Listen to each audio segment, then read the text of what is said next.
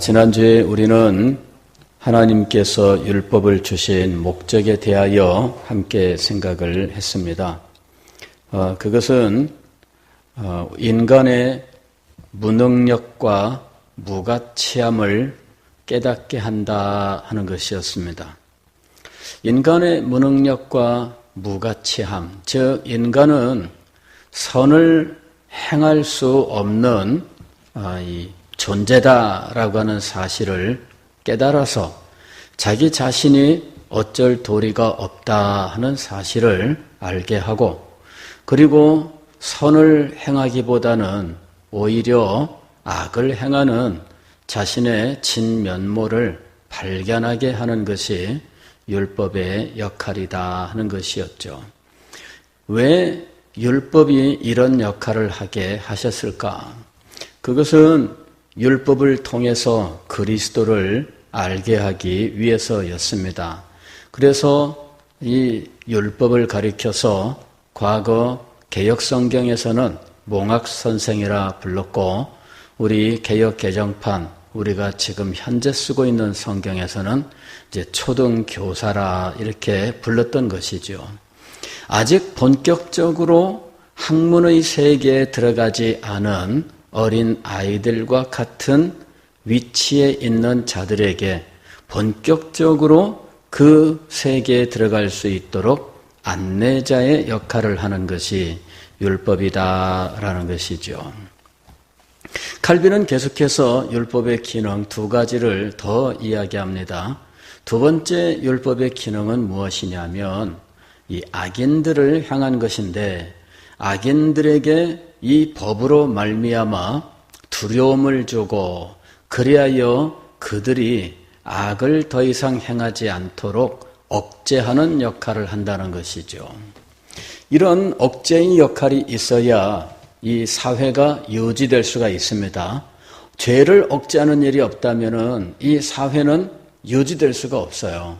그냥 무한정 자기 욕심대로, 그리고 자기 마음속에 일어나는 충동대로 마음대로 행하게 한다면, 그러면 이 세상은 무법한 사회가 될 터인데, 무법한 사회가 되면 이거는 정말 말이 안 되는 일들이 막 일어날 거예요.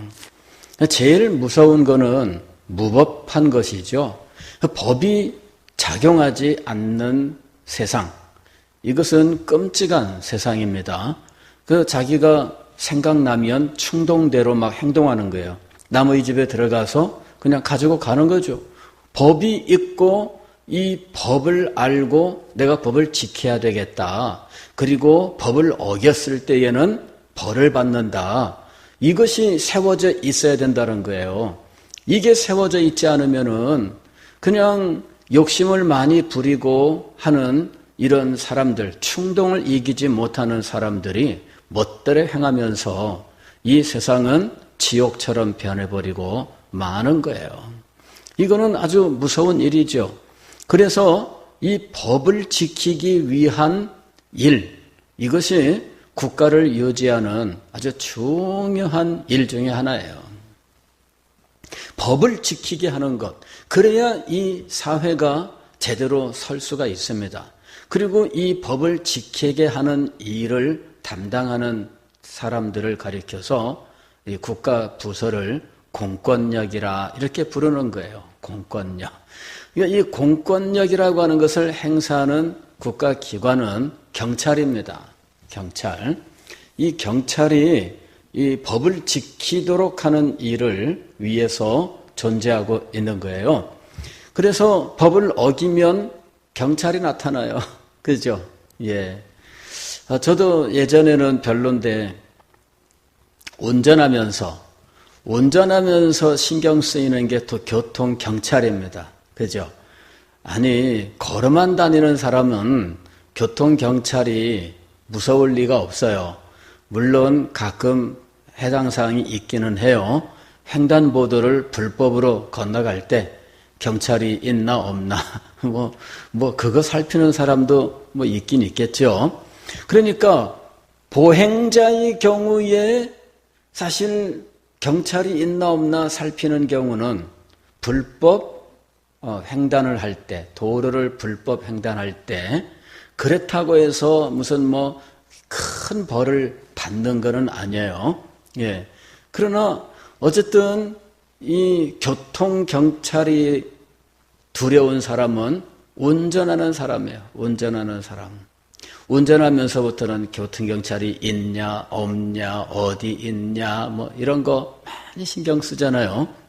요새는 그런 일이 이제 없습니다만은 예전에 90년대 아마 초나 전반까지는 아마 그랬던 것 같아요. 90년대 전반까지는 어떤 일이 있었냐면은 고속도로를 가다 보면 고속도로에서 맞은편에 오던 차가 깜빡하고 이 헤드라이트 불을 한번 깜빡해주는 경우가 있어요.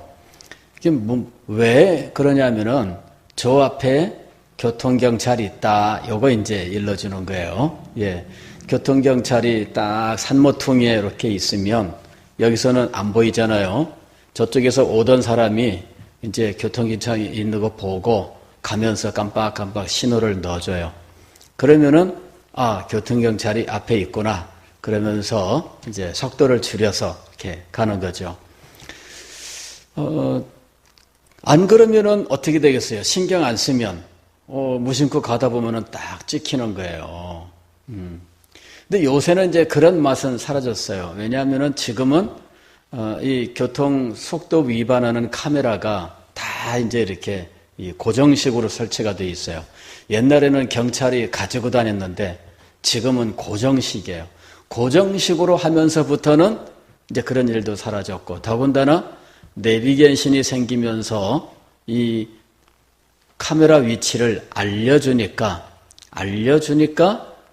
이제는 그런 일들이 없어요.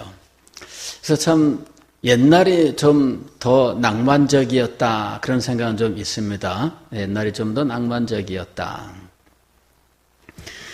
카메라가 있으면 속도를 지키고 카메라가 없으면 막 달리고 그러죠. 예. 그런데 카메라가 있어도 막 달리는 차들이 있습니다. 어떤 차들일까요? 무법한 차들이 있죠.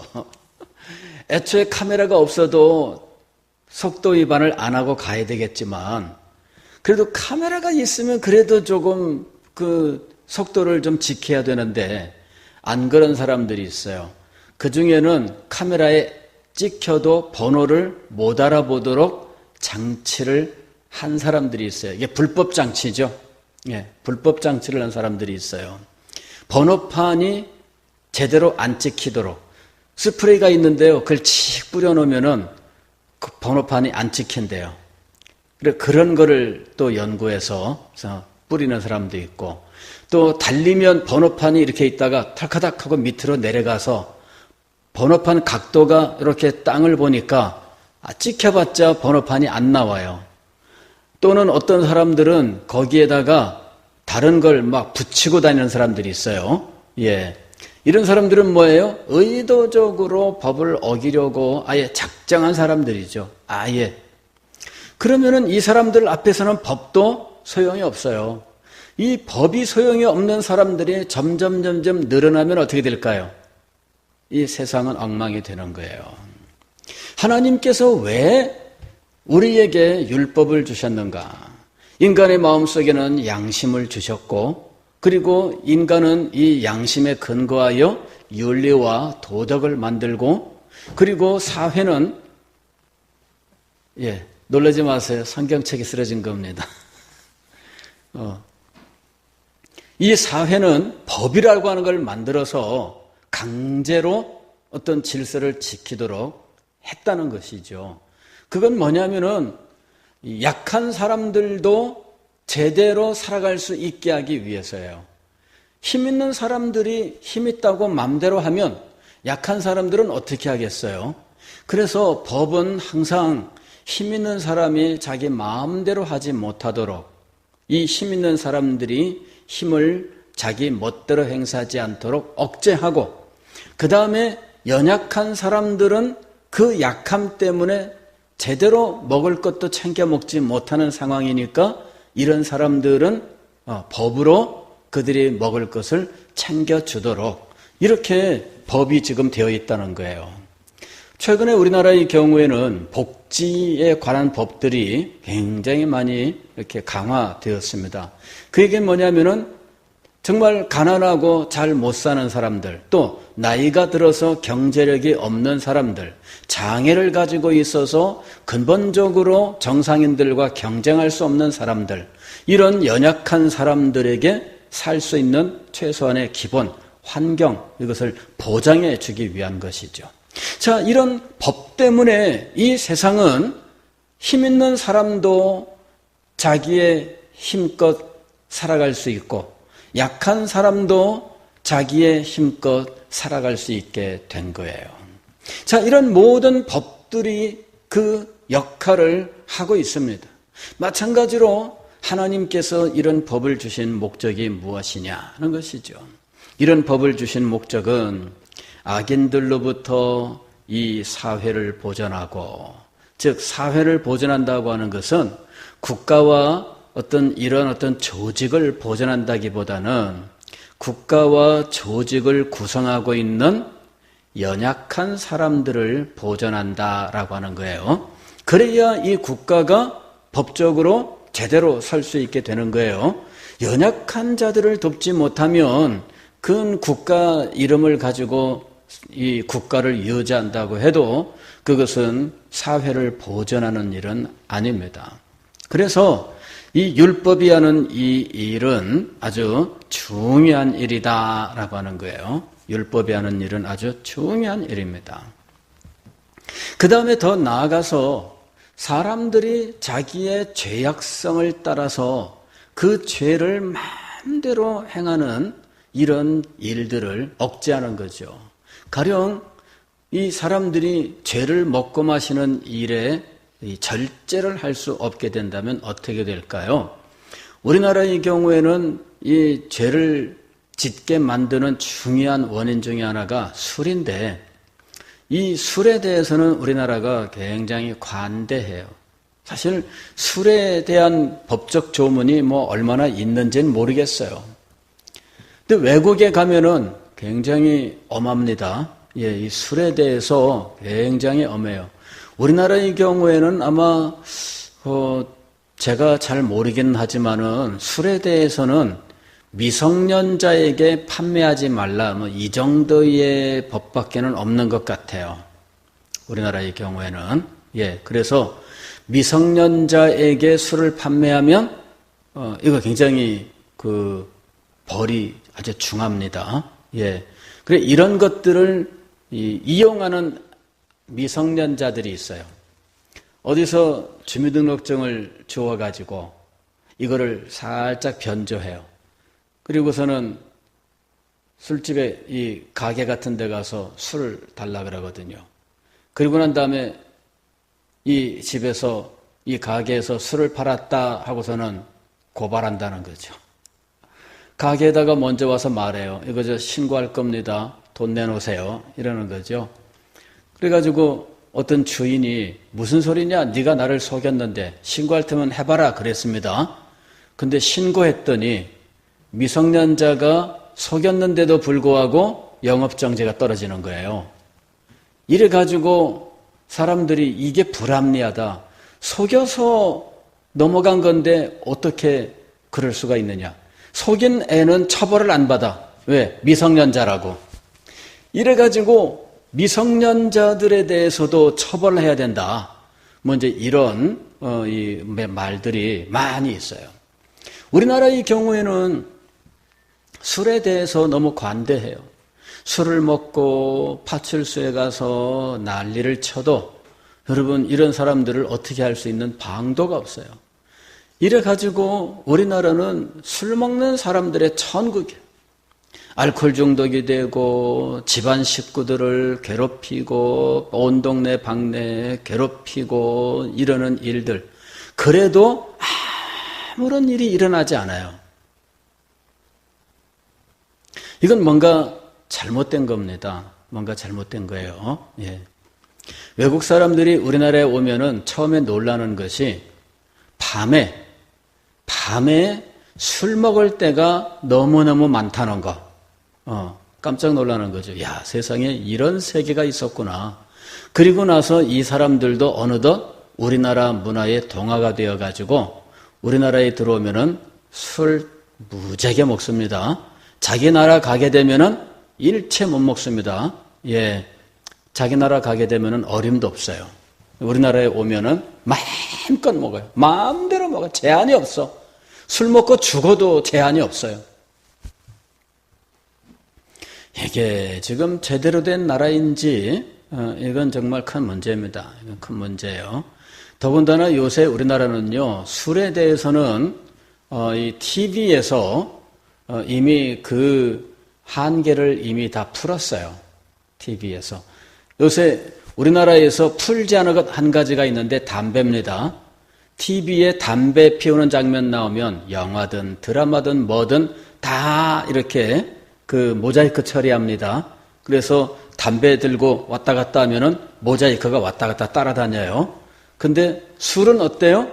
술은 이제는 막 다 먹어요. 옛날에는 술 먹는 장면은 드라마에서 어쩌다 나올 경우에 있긴 하지만은 일반적으로는 그런 일이 없었어요. 근데 요새는 젊은 연예인들도 이런 예능 프로에 나와서 여자들도 내가 술이 세 병이 무슨 주량인데 이런 말들은 이제는 그냥 아침에 일어나서 밥 먹었다는 말과 똑같아요. 그리고 실제 술을 마시는 장면들을 이제 아무렇지 않게 보여주는 이런 상황이 되었어요. 뭔가 억제가 필요하지 않을까 이거죠. 그렇죠? 억제가 필요한 거예요. 억제가 없어. 우리나라는 지금 술에 관한 한 우리나라는 억제가 없습니다.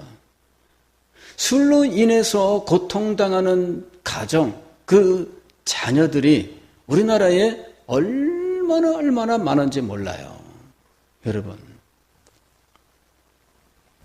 그리고 사회생활을 하는 사람들 가운데에도 이 알코올 중독으로 인해서 정상적인 사회생활을 못하는 사람들도 많고, 그 다음에 예상외로 전문직을 가진 사람들 가운데 의사라든지 변호사라든지 기타 번듯한 직장에 고위직에 있는 사람들 중에도 알코올 중독 때문에 그 직 자체를 잃어버릴 위기에 있는 사람들이 굉장히 많아요. 뭔가 억제가 필요하지 않을까요? 그렇지 않아요? 여러분, 억제라고 하는 것이 무엇을 의미하는지를 알아야 돼요. 억제라고 하는 것은 처벌을 전제로 해서 이 처벌을 두려워하여 이 한계를 넘어가지 않게 하는 거예요. 처벌이 무서우면 한계를 넘어가지 않는 거죠. 그렇게 해서 전체적으로 이 문제로 인한 폐단을 이제 제어하는 것이에요. 이게 억제입니다. 하나님께서 이 세상에 율법을 주셔서 이 사회가 죄를 억제하고 죄의 충동을 억제하고 그래서 본인의 삶도 지키고 다른 사람의 삶도 지키게 하셨다는 거죠. 이것이 율법의 또 다른 기능입니다. 율법의 세 번째 기능은 무엇이냐 하면 이것은 믿는 사람들을 위해서예요. 믿는 사람들을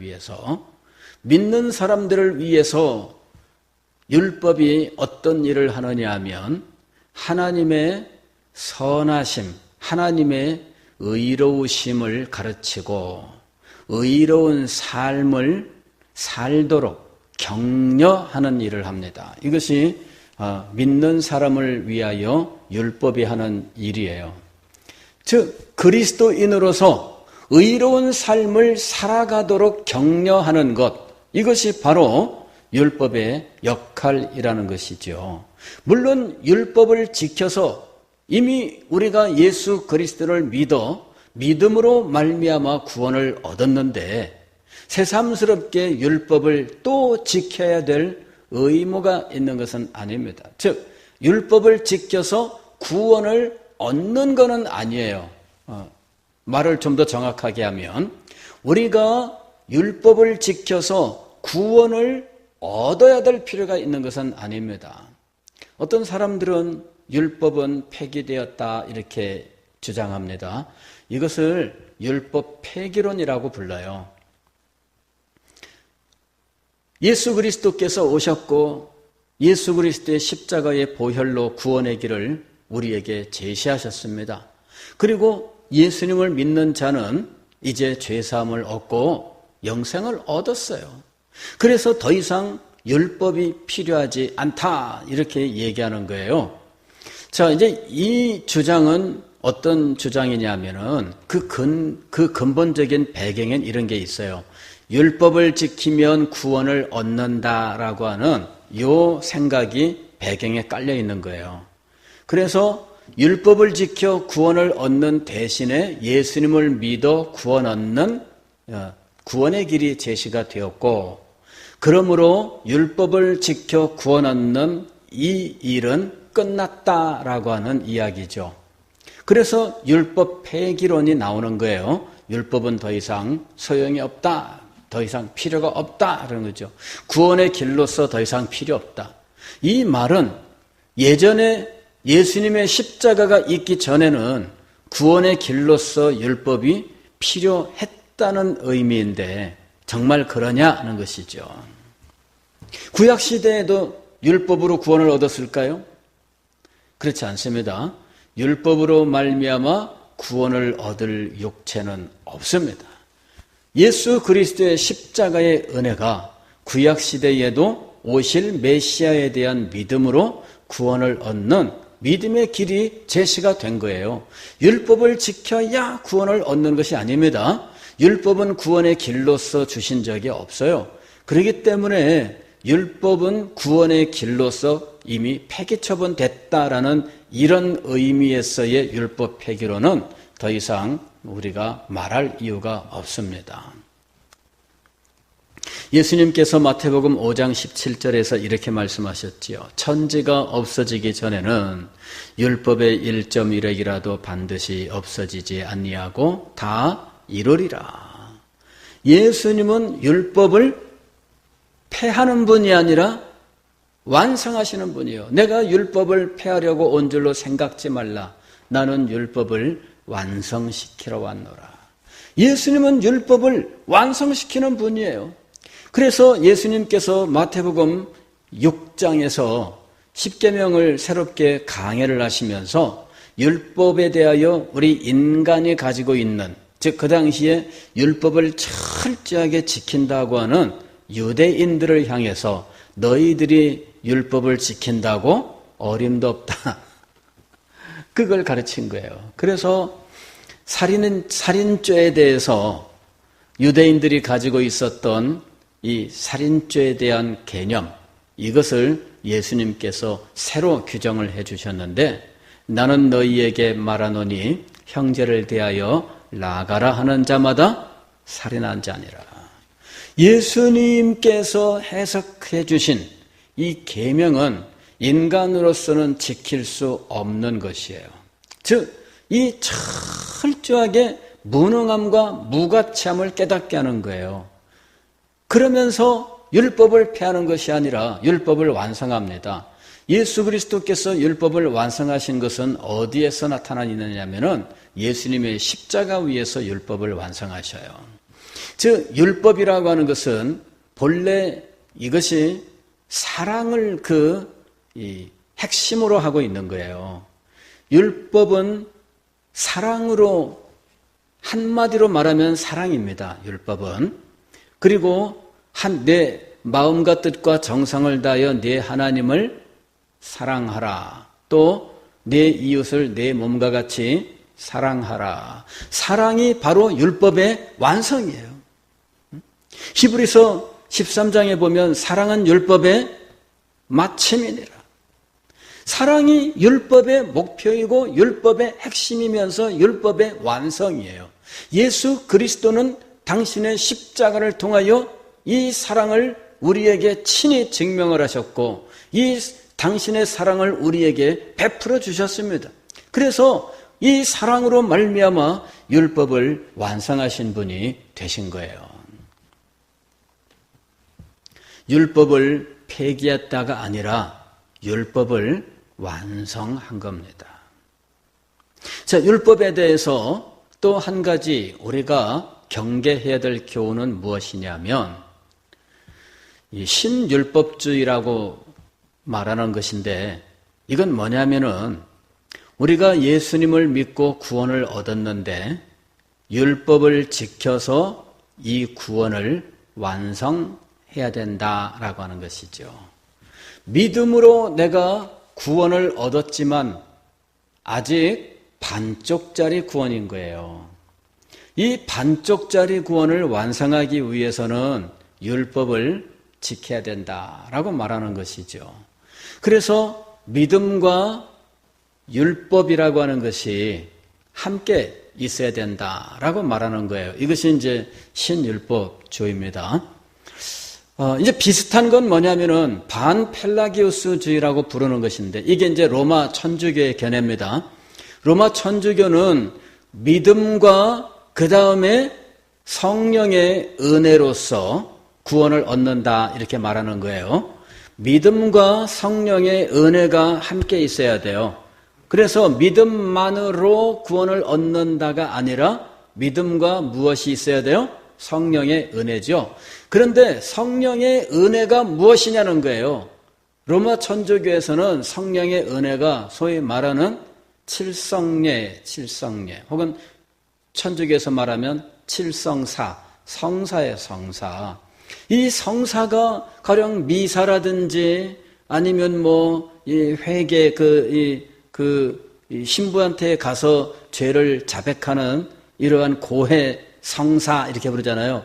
고해 성사. 이런 것들이 성령의 은혜라 이렇게 이야기를 해요. 즉 이런 제도적인 어떤 것들을 성령의 은사로 은혜로 두고 이 제도적인 것들을 순종하여 믿음을 보완하는 자리에 나가야 된다는 거죠. 그러니까 믿음 하나만으로는 안 되고 믿음을 보완하는 것이 필요하다라고 하는 것이 반펠라기우스라고 부르는 거예요. 여기서 반이라고 하는 것은 절반을 말하는 거예요. 절반.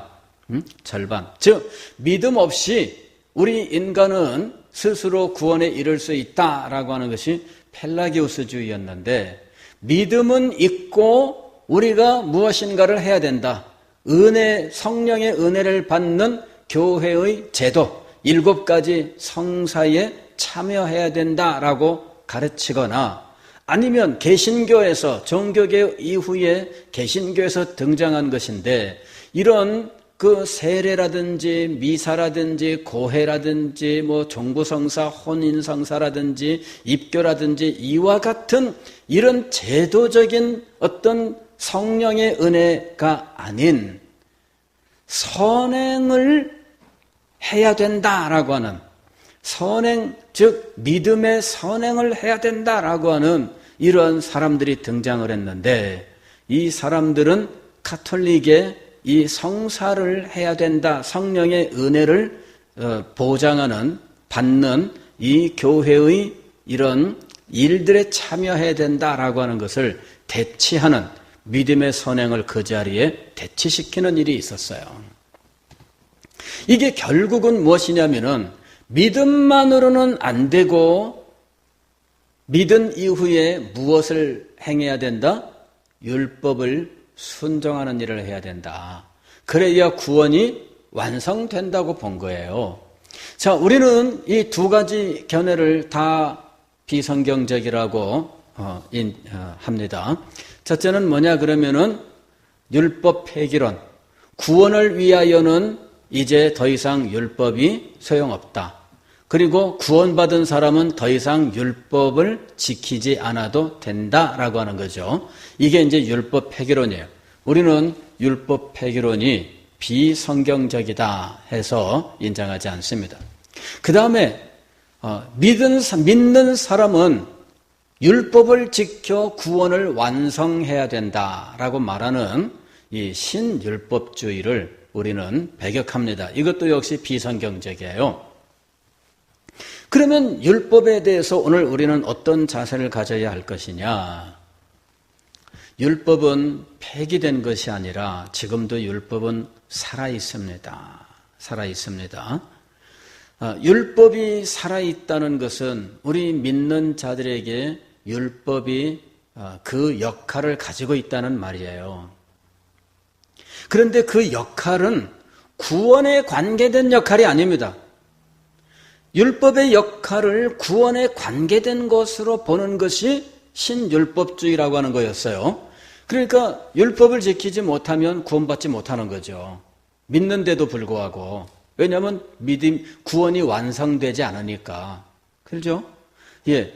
구원이 완성되지 않으면 구원 못 받는 거잖아요. 그러니까 믿음만으로는 구원이 완성되지 않고 율법을 지켜야 구원이 완성되니까 결국은 이 신율법주의는 믿음만으로 구원을 얻는다라고 하는 이 성경의 가르침을 부인하는 잘못된 가르침이에요. 그러면 율법이 살아있다고 하면서 왜 이 신율법주의는 배격하느냐? 율법이 우리의 구원을 완성하는 것으로서 그 역할을 가지고 있는 것이 아니다 하는 거예요. 율법은 우리를 교훈하고 있어요. 하나님의 선하심과 하나님의 의로우심을 율법이 우리들에게 가르치고 있고요. 우리로 하여금 하나님의 의로우심을 닮아가도록 격려하고 인도하기 위해서 율법은 여전히 필요하다라고 하는 거예요. 한번 보십시오. 이 법이라고 하는 것은 법을 준 사람의 성품을 반영하고 있는 거예요. 이 사람이 이웃을 때리지 말라 이렇게 얘기했어요. 그러면 이웃을 때리는 것이 나쁘다라고 하는 생각을 가진 사람이에요.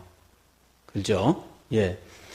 우리가 아이들에게 교훈을 합니다. 거짓말하면 안 돼. 이렇게. 그러면 그 사람 생각은 뭐예요?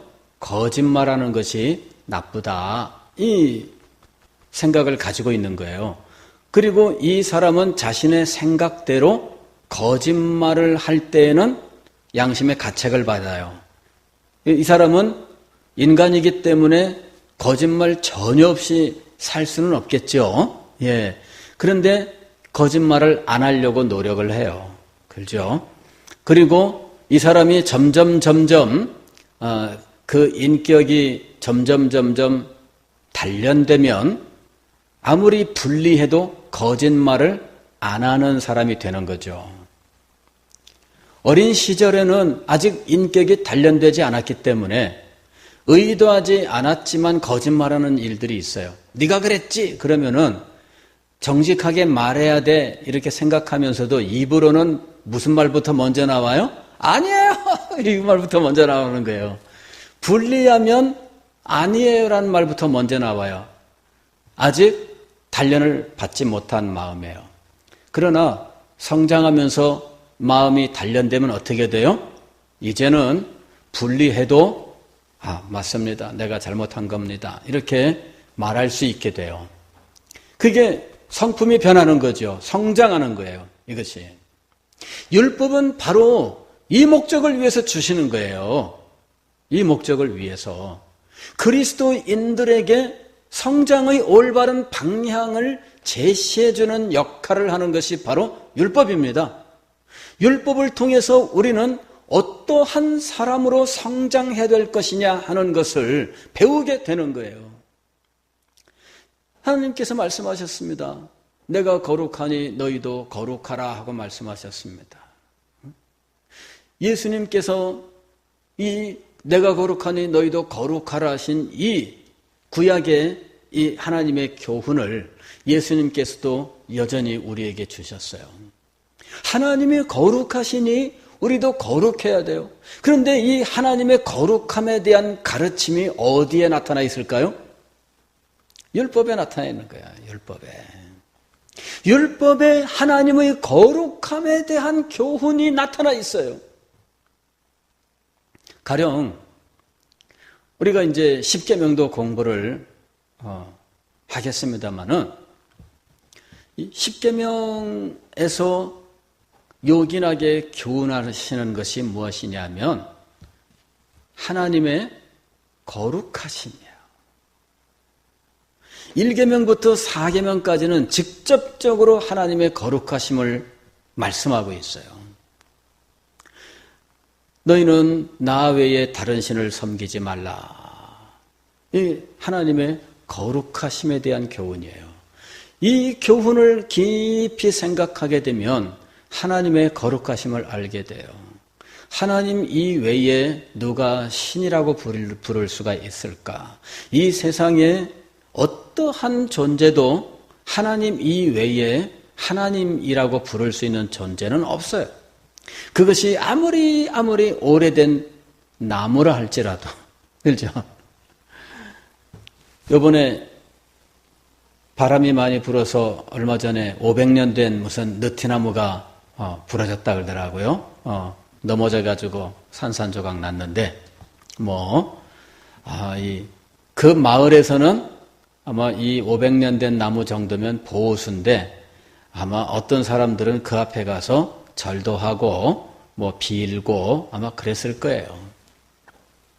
그런 게 있어요. 그렇죠? 여러분, 이 세상에는 사람들이 신이라고 해서 섬기는 것들이 많아요. 어디 가게 되면은요, 이 바위 모양이 이렇게 버섯 모양으로 생겼는데, 그 앞에 가서 또 사람들이 또 절을 하고 난리를 피잖아요. 예, 아들 얻으려고. 그죠? 그런 돌멩이 앞에 가면은 아들을 얻는데, 거기 가서 빌면은. 그런 것들이 세상에 막 널려 있는 거예요. 하나님의 거룩하심을 알아야 되잖아요. 율법이 이 하나님의 거룩하심을 알려주는 거예요. 하나님은 피조물과 달라요. 인간들이 어떤 영적인 존재에 대한 두려운 마음으로 그를 신으로 섬긴다 할지라도 그는 하나님일 수는 없어요. 귀신을 섬기고 귀신 대장을 섬기고 그래도 그거는 하나님일 수가 없어요. 귀신들도 크고 작은 귀신들이 있잖아요. 그래서 이 무당의 세계에서도 말이죠. 큰 귀신을 받은 무당은 작은 귀신을 받은 무당보다 더 세요. 예, 나이고 뭐고 다 필요 없습니다. 큰 귀신이 들어온 무당이 최고예요. 그런데 하나님은 그런 귀신들과 비교할 수 없습니다. 그런 것들은 잡신이에요. 잡신. 그야말로 잡귀라고 부르는 것들이에요. 나 위에 다른 신을 섬기지 말라. 그 다음에 우상을 만들지 말라. 여러분, 하나님의 거룩하심을 우리가 어디서 배웁니까? 율법에서 배우고 있는 거예요. 하나님의 선하심, 어디에서 배울까요? 율법에서 배우는 거예요. 율법을 통해서 하나님의 선하심을 배우는데 거짓말하지 말라, 내 이웃의 것을 탐내지 말라. 여러분, 이런 교훈들이 하나님의 선하심을 우리들에게 교훈하고 있어요. 하나님을 닮아가기를 원하는 사람들은 율법을 깊이 공부하고 율법을 순종해야 된다는 거예요. 구원을 위해서 율법을 지키는 것입니까? 아닙니다. 구원을 위해서 지키는 것이 아니라 우리가 예수 그리스도를 믿어 하나님의 자녀가 되었으므로 하나님의 거룩하신 성품을 닮아가기 위해서 하나님을 바로 예배하기 위해서 우리에게 이제 무엇이 필요하다고요? 율법이 필요한 거예요.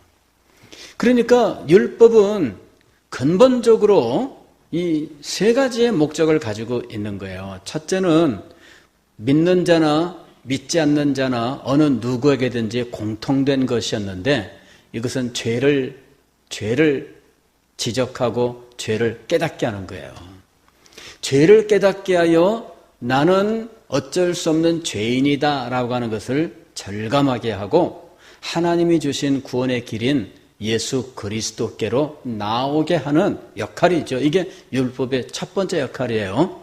그 다음에 두 번째로는 율법이 불신자들을 향하여 그 악한 본성을 억제하는 거죠. 이게 불신자를 향한 거예요. 그 다음에 율법이 신자, 믿는 자를 향하여는 어떤 일을 한다고요? 하나님의 거룩하심, 하나님의 의와 하나님의 선하심을 깨달아서 하나님을 닮아가는 삶을 살게 하는 거죠. 이게 율법의 세 번째 기능이에요.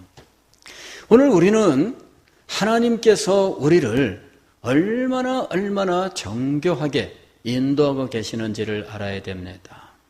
하나님의 말씀을 주시되 하나님께서는 하나님의 언약을 율법으로 제시를 하셨고 그 율법을 듣고 지켜 행하라고 하셨습니다. 그로 말미암아 우리는 자신이 구원을 얻고 선을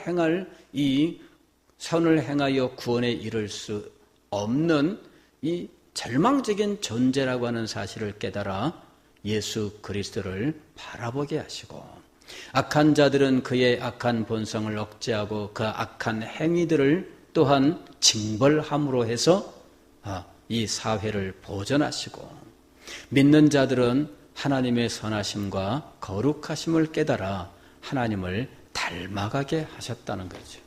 이 모든 일을 위해서 하나님께서는 우리에게 율법을 주신 거예요. 그래서 율법을 우리가 공부하면 공부할수록 인간의 무능함과 무가치함을 깨달아 알게 되고 또한 하나님의 거룩하심과 의로움과 선하심을 알게 된다라고 하는 것이죠. 그래서 율법은 버리는 것이 아니라 공부해야 하는 것입니다 하는 거예요. 기도하겠습니다.